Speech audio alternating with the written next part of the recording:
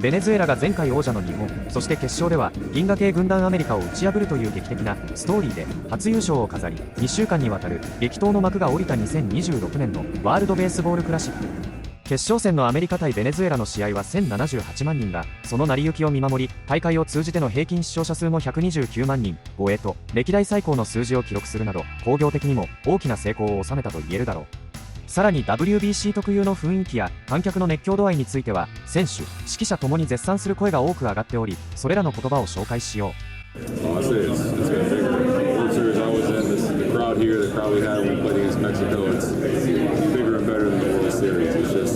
Like I said, the passion that these fans have representing their country, representing some of their favorite players, there's nothing like it. And that's what you dream of as a kid. When I was in my backyard playing wiffle ball, this is the moments you dream of, big spots, big situations, and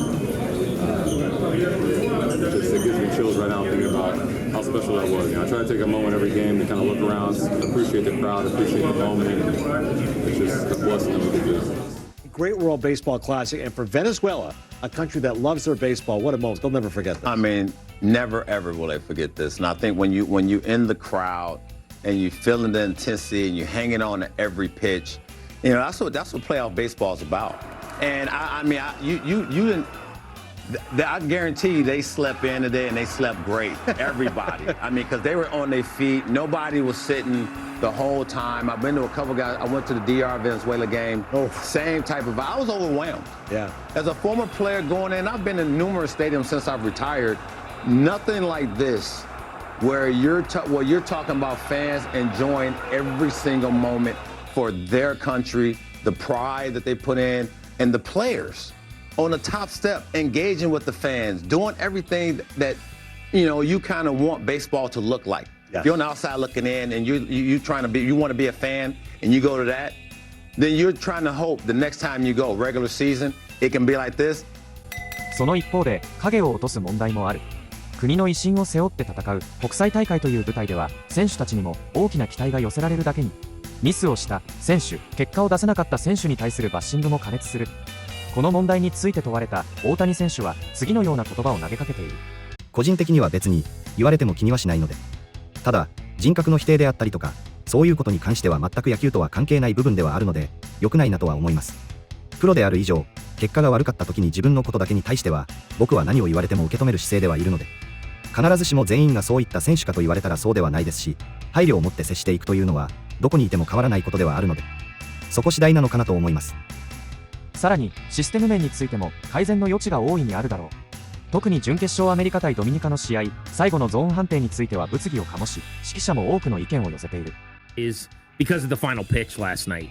And if you're not team electronic strike zone, that's fine.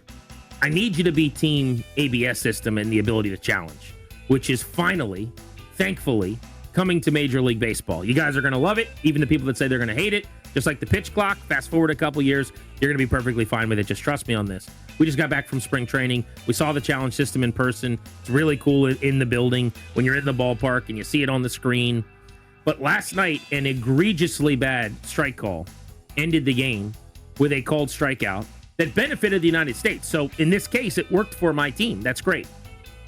It still damaged the moment. It still did, irreparable damage to the credibility of the result. After the game, you've got Juan Soto in the clubhouse saying they were the better team or what have you. It just feels worse when we're talking about the call, and it's a missed call. There have been thousands of pitches in WBC history, called strikes, thousands. This one was the lowest by over 2 inches.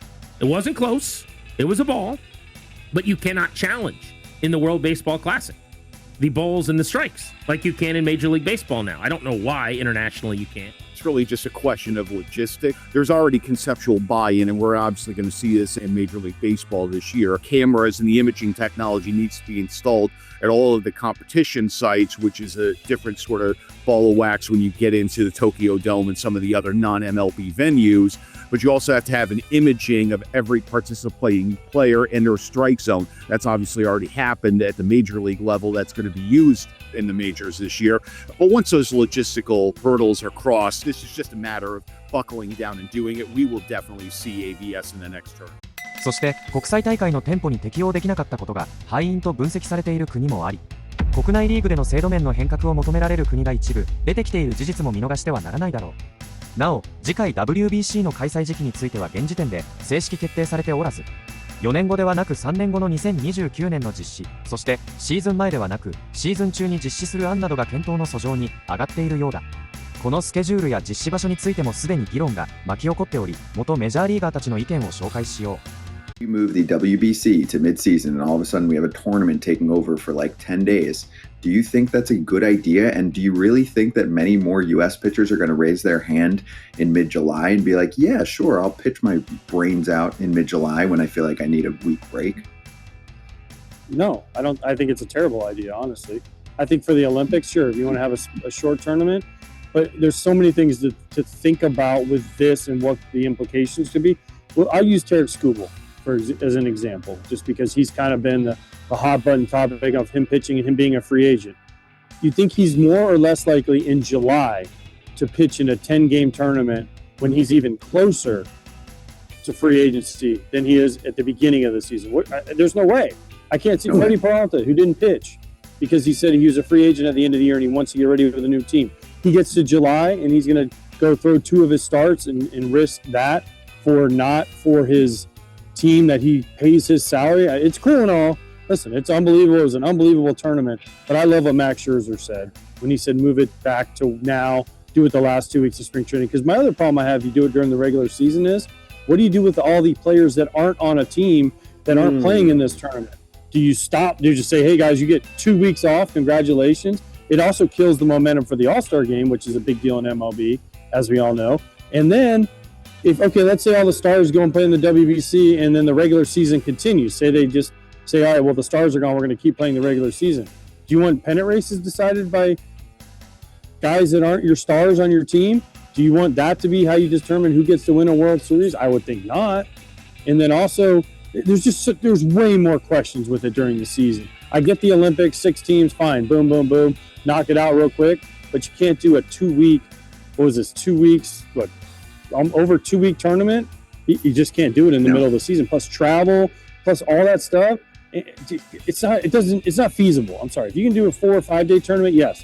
But a 14-day tournament, 17-day tournament, it's not realistic. Don't want to put the other, let's see, how many people participated. I think they said there was 200 big leaguers participated in the WBC all throughout all the teams. I don't want to put the other 25 times 700 other big leaguers at any risk of taking 2 weeks off.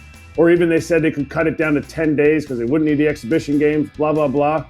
And for Manfred to say this, he obviously didn't travel with Team Japan, Shohei Ohtani, Akamoto, Murakami, Yamamoto, over to Japan. Like they had to, Shohei's essentially missed the entire spring training.